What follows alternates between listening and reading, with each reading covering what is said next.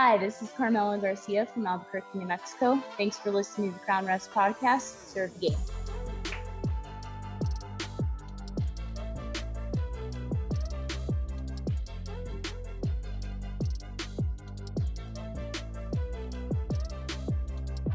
Carmela, I want you to meet my wife and daughter. Okay. Okay. Hi. Lexi. Hi, nice to meet you. Juritza, Lexi. Nice to meet you guys. Heard a lot about you. Well, You have a beautiful family. She sees some of your videos. Carmela, show her your shirt. Oh, let me see. Wow. Sure. Yeah, You got one too, right? your daddy does a good job. Say thanks. Thank you. Say bye. Bye. Nice to meet you. Bye. Meeting you. Mommy, daddy's gonna talk with her. Yes, he's gonna walk. Hey, family Yeah. first. Yeah, of course. Nice. I'm happy I could introduce you guys. Yeah, beautiful family. Thank you so much. April 8th. April 8th. Perfect. My headphones. Okay. I just want to say you did an outstanding job on your game. I was super impressed with a lot of different components of your performance, from your look to just you had that athletic. It looked like you had experience in the game. Super fast. I remember I called you Speedy Garcia because you were like really moving up the court in a few spots, and you had a really accurate game. Now, I don't know if you sent me the greatest game of all time, but you were really accurate. So your play calling is That was, play I calling appreciate that. That was probably the game I had the most calls in. I probably had the most whistles in that game. I was going through all my games, and now I realize when you're like, send me a game where you have a lot of whistles, and I'm going through them, I'm like, man, I don't have a lot of whistles in any of these games. And then this one, unfortunately the score was lopsided, but this was when I had the most calls in. And I really commend you for being a female official, and you're aspiring to move up the men's game. Now, I don't know if you've totally decided which route you're going, but you're obviously attacking the high school game, men's and women. So I give you credit. Just tell me what it's been like being a men's official and why you decided to go that route.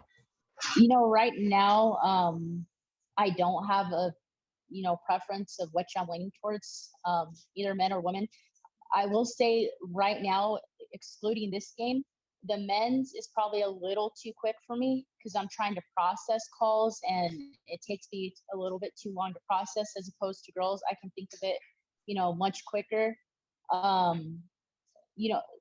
Like I said, I don't have a preference which one I move up in is, I'll go. But right now, I'm a little more comfortable with the men's game. So we don't have to be certified, and I like it a lot.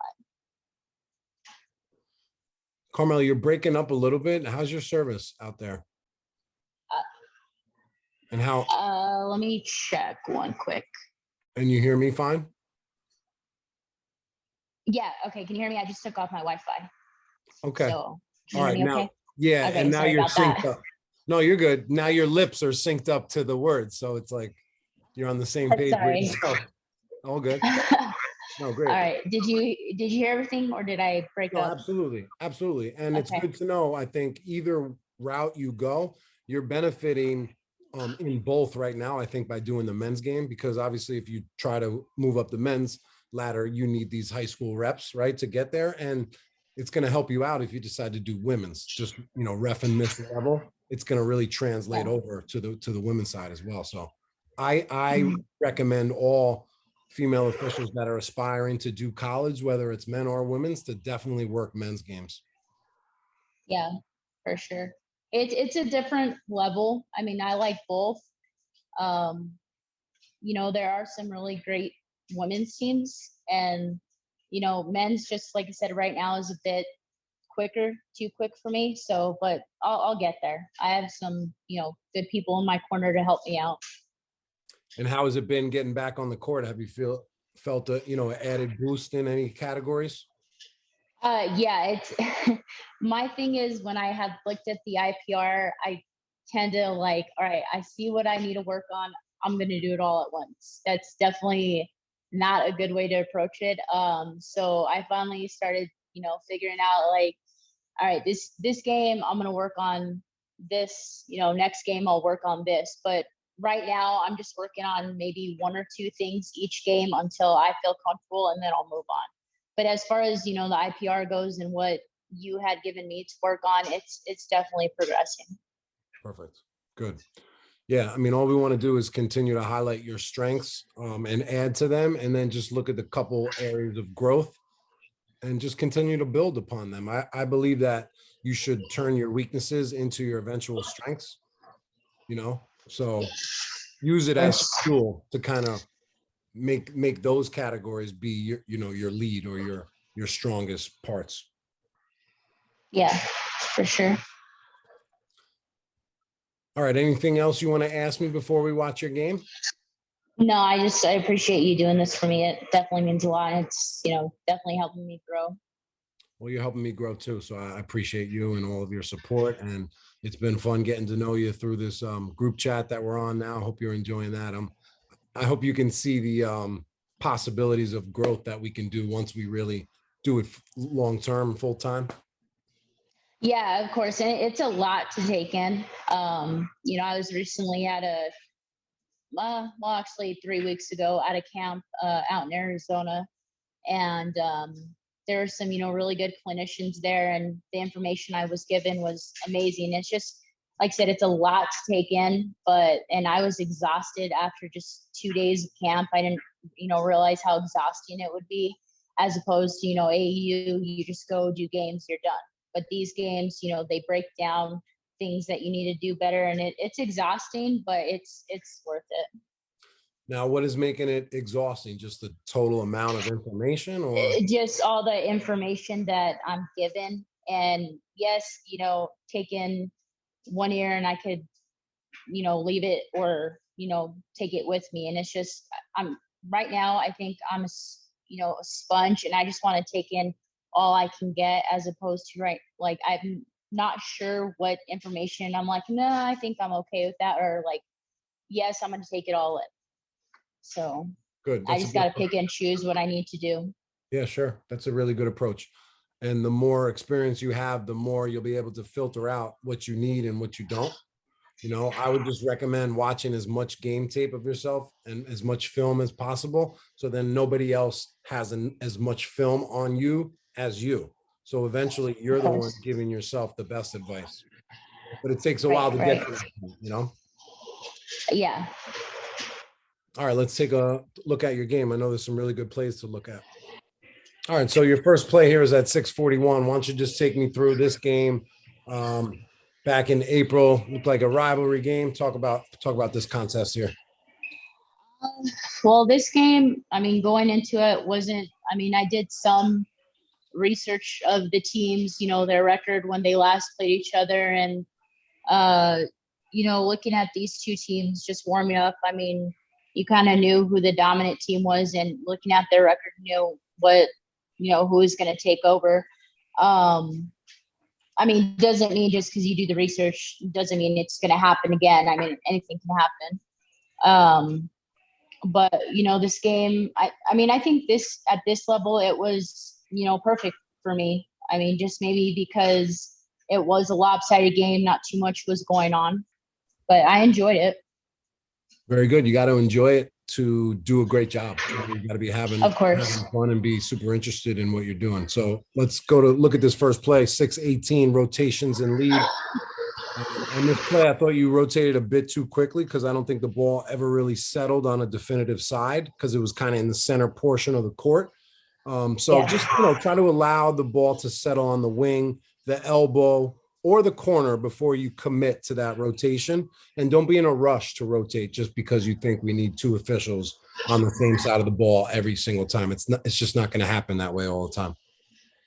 So we can't compromise our speed and our pace and our tempo just because we feel rushed to react. Right. So as the ball swings here, right, it's in the center. You're in a good spot. You're mirroring the ball. Yeah. Okay, it goes cross court. So I don't necessarily know if you need to start moving right now as soon as zero catches the ball. I would just hold that spot for a second and just see what happens. Okay. Because now, guess what? He's coming back the other way. Yeah. Yeah. You know, if you're in a comfortable position, if you're comfortable, just stay comfortable. And Okay. right here, you know, yeah, you just pinched and went back, but it was just too much excess movement Too where we much have to back pedal okay. now. Now that's Sure. gonna obviously happen sometimes where it's okay to take a few steps and then something happens where the ball gets swung back and then you're just moving back to your position, right? But we don't want to look frantic. We don't want to look like we're rushing out there. Yeah. That's it. Okay.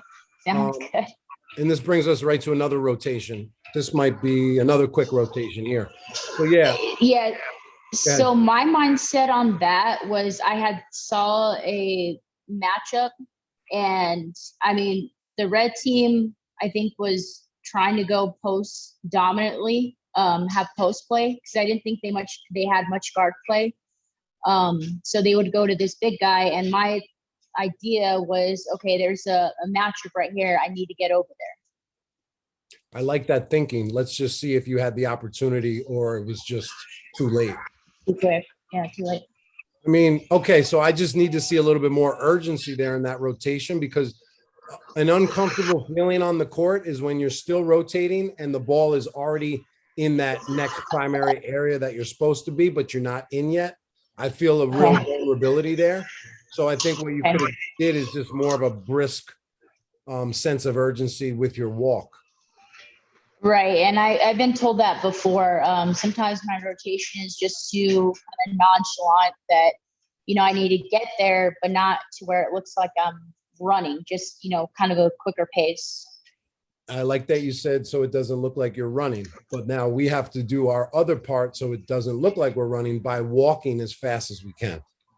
Okay. See, I always say don't run to rotate, but there's times we need to speed walk over, right? It can't be a nonchalant, you know, walk over. You got to be ready to accept that play. Okay. So I would just say either don't rotate on that play or you got to get over sooner. Either or. Okay. All right, this is cool because you have really good directional point there.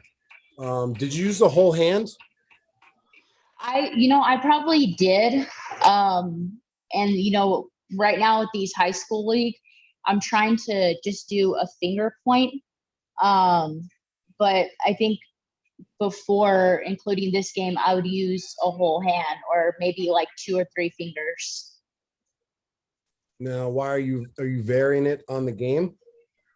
No, I just, it's not a vary. It's just, you know, with most games, I probably did use the whole hand, but now with doing this summer stuff, I'm trying to do the 1 point.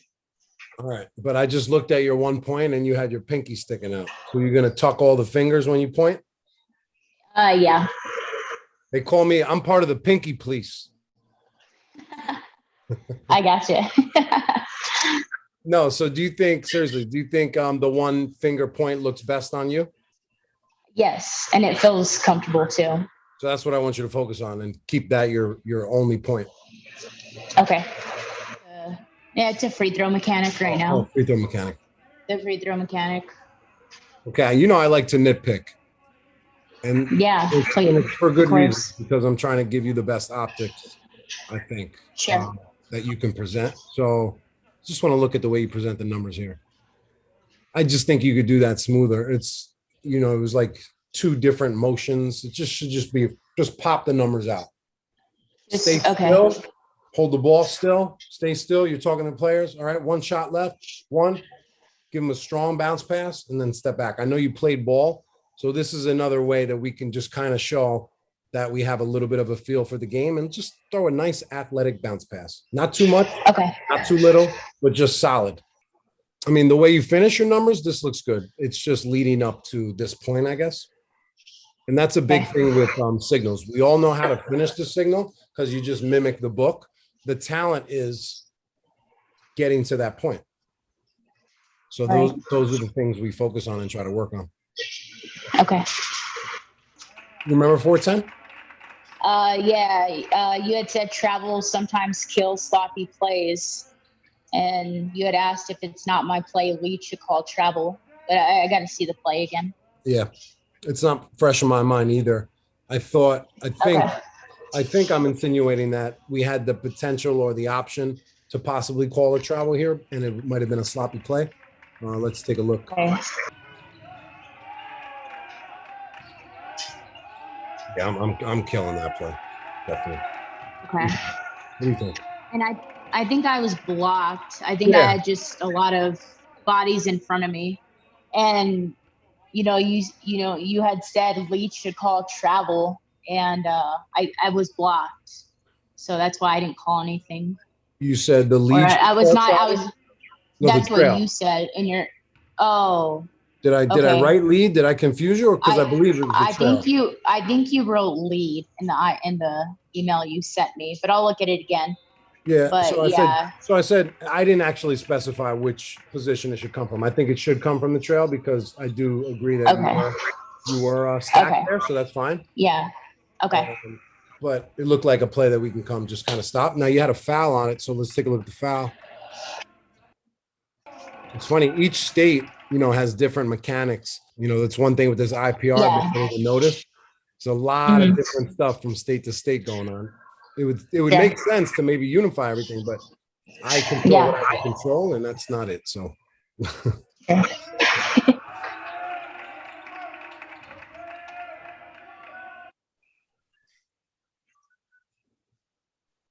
this isn't you. Yeah, reverse. Because it happened at 4:34. The foul did. Or sorry, 4:10. Yeah. So it's coming up.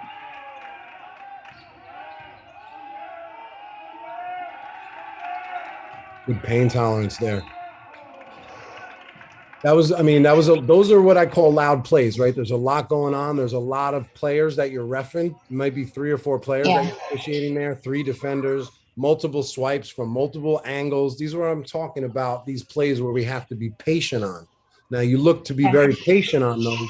Let me ask you, the last contact that you did call illegal, do you like it on film? Do you remember it on the spot? Because it's tough to see.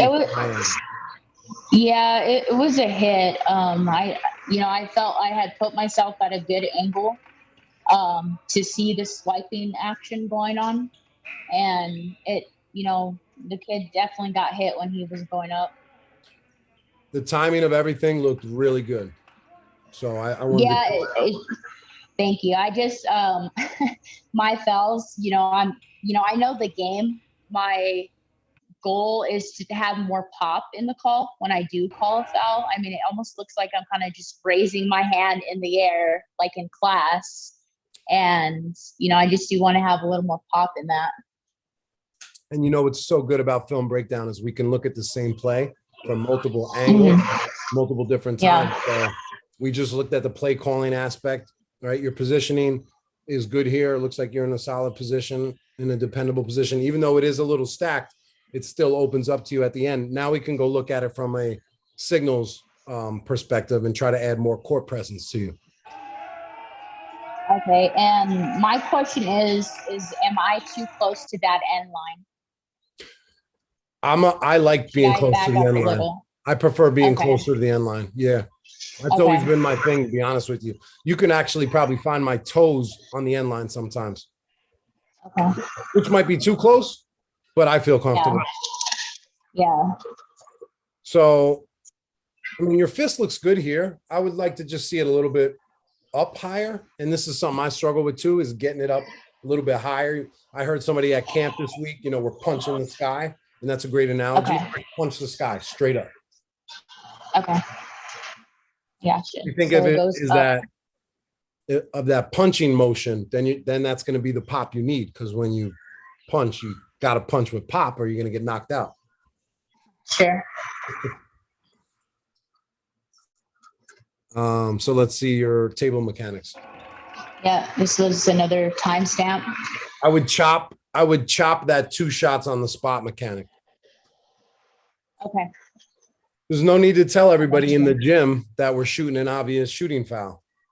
Yeah, I think that's my way of communicating, like, I guess, to my partner, two shots. Yeah, I feel like as you move up the ladder, you're not going to be doing things like that. So I want to get you Okay. before you get there, and let's just go now. You know, you could walk by your partner 2 shots. Your partner's going to know it's 2 shots because you didn't wave it off. Yeah. So we wave off no shots. So it's clear we're not shooting. You know, and then Yes. obvious fouls that happen at mid court, we're not going to wave off. So those are kind of, everybody in the game knows it's not a shooting foul. So all I'm saying is on Right. obvious plays, we don't need to go sell what the call is. And to I me, gotcha. I understand it's a form of communication. It's also a form of sales to the players and everybody in the gym that you have a foul. And, you know, I've seen this story a lot. So, Okay. here we go. Moving on. Let's see you at the table. I'd like to see a little smoother run because I know you have a smoother run than that. Okay. Maybe are you still thinking at that point? It looked, not to say you look confused, but it still looked like you were processing something. No, I think I'm trying to think. I mean, it could have been that I was still processing the number. I was trying to. Sometimes I'm trying to get, you know, how the foul is reported, how it's right to left with our hand instead of left to right. I know the feeling. So I'm messing with my fingers. Yeah, I get it. I get it.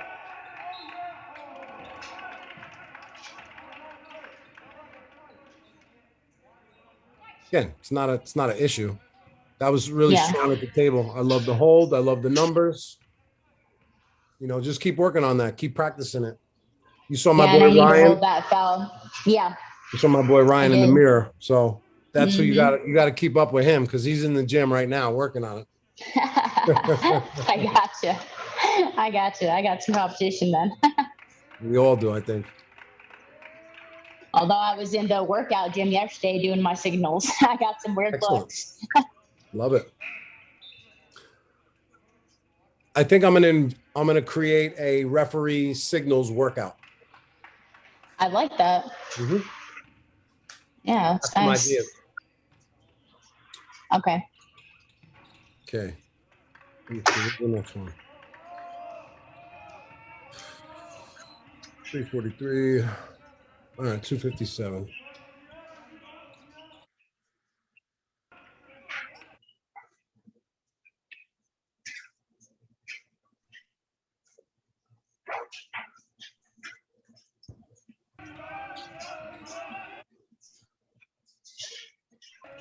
Give me 1 second.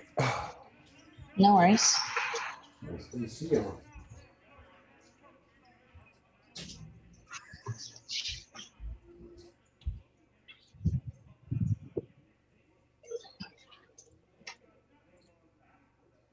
Did you call a foul there?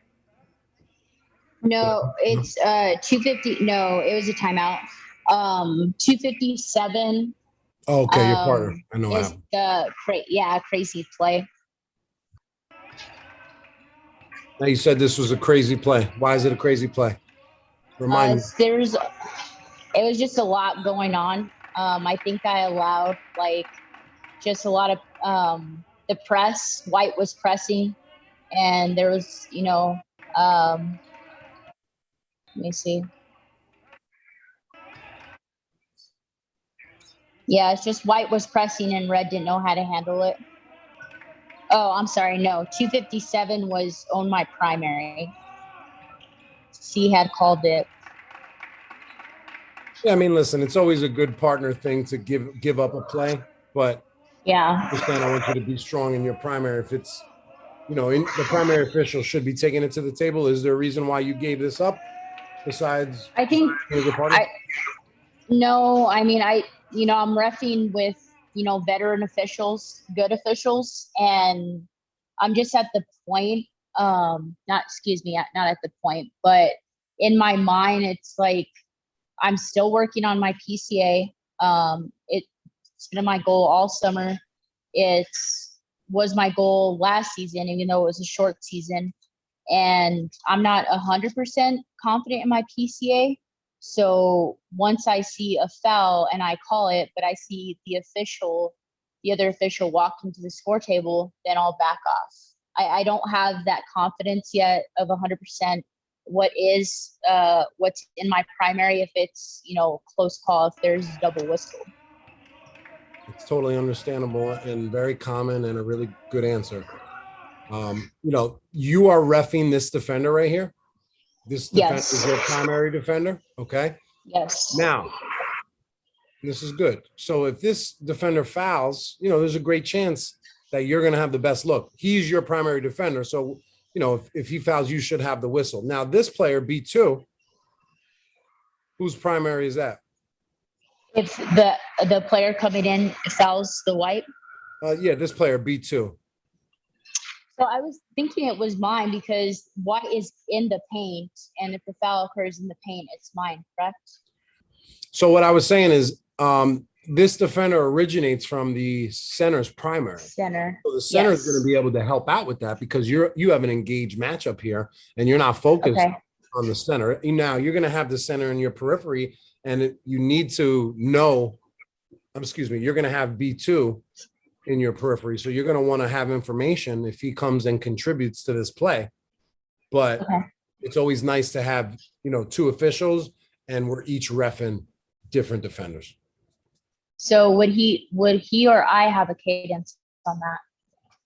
No, we're not going to ref the hypothetical play that didn't happen. I'm just giving you this information. Okay. You can apply it to your next game. Okay. And just a side note, and everything you said about this is good.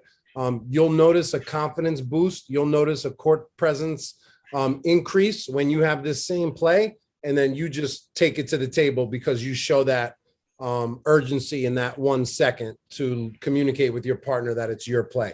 Now, if your partner just takes it and runs off, there's nothing you could do about that. I'm not talking about that kind of play. Sure. Okay, cool. I got you. All right, 7:21. We have a good no call here. Take me through it. So with this kid, I believe this was his first flop. Although in my mind, I didn't think flop. I was just thinking he's just trying to draw a charge. But throughout the game, well, he did this about 2 more times, and we should have, given him a warning. For flopping like that. I know, like he said in the men's game, it's, is it a technical for flopping? That rule change is pending. Right now it's a warning. Okay. However, a warning. However, this is a technical foul in the high school game, and it's a rule that no one talks about and that no one clarifies at the beginning of each season. I'm surprised that the NFHS hasn't said anything because it's language that's in the book. However, we're helpless because no one does anything with it besides call block flops, which is kind of an unnatural call because we're just throwing something on, the play because, there's no other infrastructure in place to deal with it. Yeah. And I believe we talked about, me and the crew talked about it at the end of the game on how much he did flop, and, we didn't do anything about it. Although, like I said, this one that I had a no call was his first one, and I didn't think anything about a flop. I just thought he just, was there and was trying to draw contact. Yeah. And I'm not saying you should be thinking flop because none of us are thinking flop in high school. That's kind of another point I'm making. But I do like your pain tolerance and no call in that play. Okay. Okay, looked like a good rotation there. You have a foul coming up in the lead. Yes. Post matchup. Try to stay a little wider there on the post matchup. I think you get a little deep there. Okay. I just feel real comfortable when the ball's on the block there. I want to take a step wide. Kind of at the A. Yeah. I'm on the L. Yeah. I forgot that play. I know I called that in. Your message was not to explain to the player what they did. I do have a tendency to, when they give me that look or the hands, I tell them what they did because, I want to help them out and saying, hey, this is what you're doing and this is what you need to do.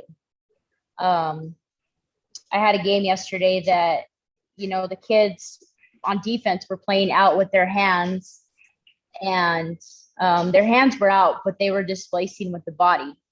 And so I think that's what this kid did. And, I was trying to tell him, and I think I'm talking to the coach what he did. What did the coach ask you? He just asked what he did. What was your explanation? I just told him he displaced him with the body. And then he had also asked the player shooting the ball right now at the free throw that he's kind of throwing his elbows. And I told him I'm not seeing it.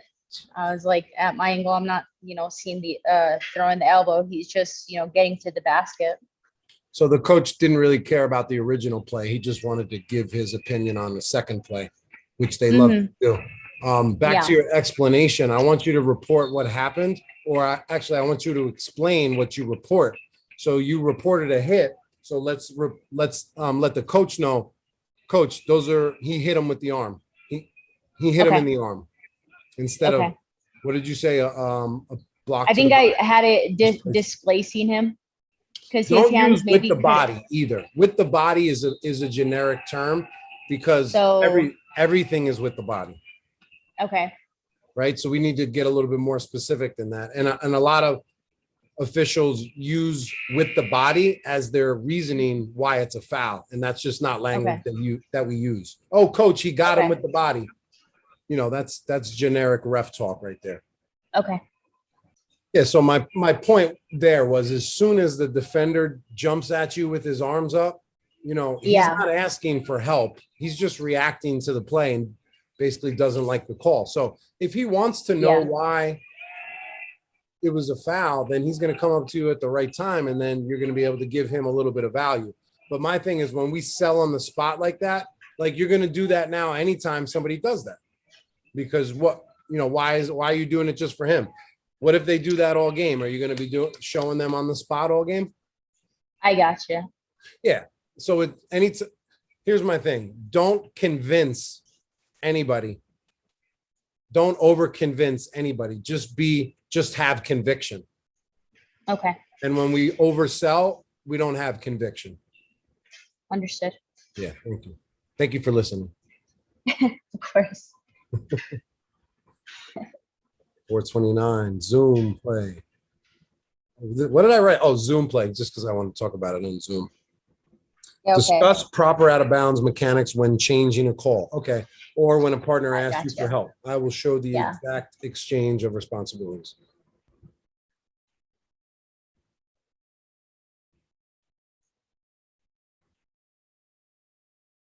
And I think the video that you had made for me, I think you explained it in that one. Okay. Perfect. So obviously we want to get together there. Come in, partner, I'm 100%. It's off white. It's going to stay red ball. Okay.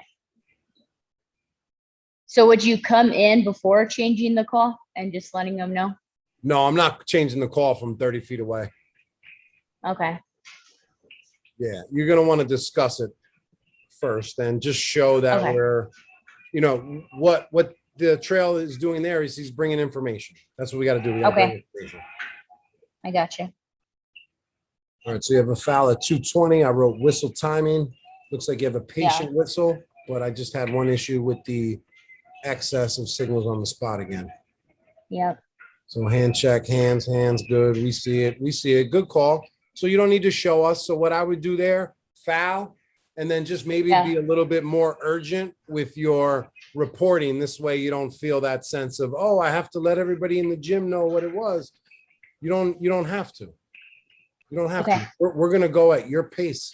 The game's going to move at your speed. So foul, okay. You indicated the spot. Excellent. Don't even need to jog too far to the table when you're across the court. I would just come to the center and report and not take as long to report, and then just get into your report with a strong hand check signal, and then that's it. Got it. Make sense? Yes, I understand. Business. It's all business. Nothing extra. Got it. Let me see your improved substitution mechanics. Okay, so on subbing, when you had mentioned use tall and welcoming hand instead of discreet, are you talking about when beckoning them in? Yeah. Okay, yeah, okay, that's what my question was when you said tall and welcoming hand, because I'm like kind of like, quietly like, hey, come in, instead of just like moving the whole arm. I get what you're saying. And it's funny, even you doing that, that's the lack of confidence. And I'm not saying you, Yeah. I'm saying I see a ton of officials doing that. And lack Sure. of confidence shows up in many different little forms. Okay. It's all connected. It's all connected. So we could be talking about the way you beckon in subs, but it could actually have a higher meaning of things that we need to grow in, areas we need to grow. And I know I want to help you grow your confidence level to your potential level, to to the level of refereeing that I see you going. Like, I want your confidence to match it, and it'll get there. But I know that you can improve that, because I self-belief is everything. And I know you have it, and I want you to have more of it, because you got it. I just need to, I'm definitely blossoming into, confidence I've never had before. I used to be a big introvert, and, officiating has brought out a side to me that I didn't know I had. Same here. 223, N1 in transition. Excellent hustle again, getting up the court. Oh. Look at that. Look at that. Look at that. Look at her go. Love it. Love it. So I would take a step to the players here, right? We had significant contact. You had bodies flying. Player gets knocked down. That's a great opportunity for dead ball officiating. We obviously didn't have any issues there, but for you to close down your positioning there is going to show more strength and dead ball officiating. And then from that foul, I watched it a couple times. Did that player go for the ball? Was he making, or was it just a hard foul, or do you think, it was almost intentional? I didn't notice until, I started watching film. I mean, they're down by, Red's down by 32, and I'm just wondering if White made an attempt to go for ball. Well, I think they made an attempt to go for ball, but that's not the only criteria. If you thought there was an excessive windup, or the contact was excessive or unnecessary, then And now looking back on it, I didn't notice it at the time, but I think this is definitely a play we can at least talk about. Yeah, I noticed that after I think that's enough time and score for all the reasons you mentioned. This could be a frustration foul. Looked like excessive contact. It looked like we would be fine going with an intentional foul. Okay. And at the very least, we want to get together, and that's good optics for the game too, to discuss when there's potential intentional versus common fouls. Even if you're not going to go intentional foul, but it's enough to talk about it. Take your time with your partner, talk about it, because like I said, it's good optics for the game. So the coach is going to see that, and he's going to, I think, respect you a little bit more. Okay, he's looking at it. I like that. It shows good crew chemistry. Okay. Another really good game and situational awareness play or trait to have is when we're in the bonus, regardless if you're the calling or non-calling official, immediately come out with the bonus signal and show who your shooter is. Also another great example of partnering, or an example of great partnering, because you're just coming in with support and information, and you're helping the situation right away. Shows good leadership. So let's focus in on, your next game. You go out when there's 6 fouls, or in this case, 9 fouls, the foul before the bonus, kind of timestamp that, mark that in your mind. So the next time there's a foul, it's already in your muscle memory to just come right out with it. Okay. All right. I think I commented on 507. So take me through my comments. So you had written no need to indicate number of shots on spot which you had mentioned earlier. And then, when calling the foul, you had mentioned how to do it step by step.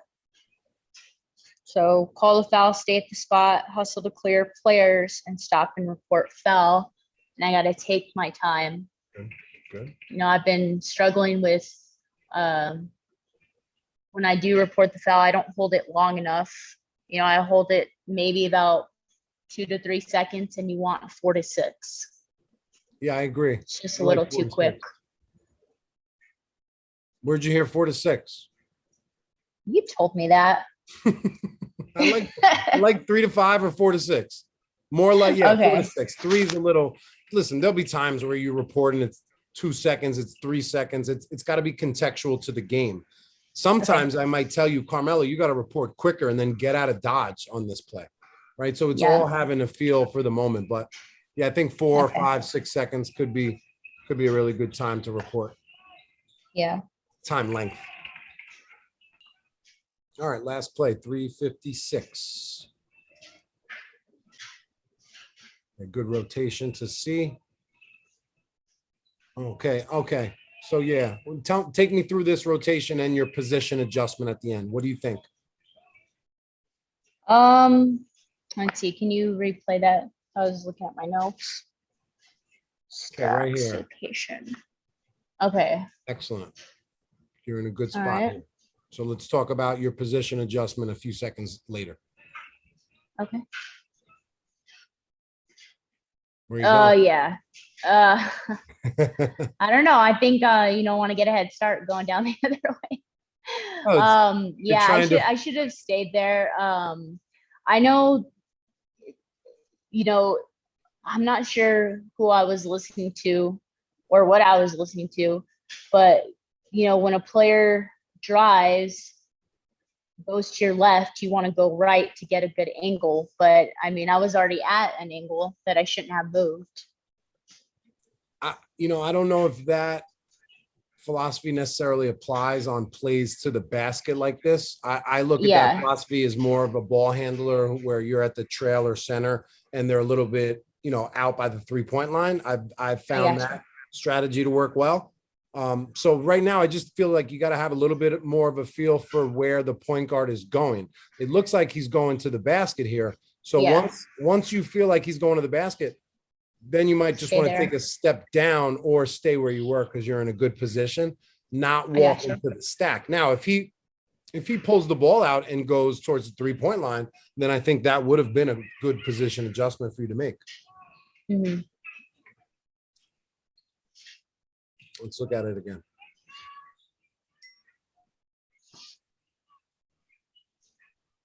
All right, so you're in a good spot here. Drive goes, see. Yep, just stay where you are. Now I know you're feeling like you want to see the ball handler, but again, knowing he's coming right to you. Okay. Because then we walk behind 3 people, and it looks like we're trying to connect the dots. Yeah. So I'm thinking what I'd like to start doing with you is, as you ref more and more games, I think I can help you the most with your communication and game management, because I know we've had a few conversations about like the way you responded to coaches. And I know we've spoken about a few stories with the way coaches have treated you.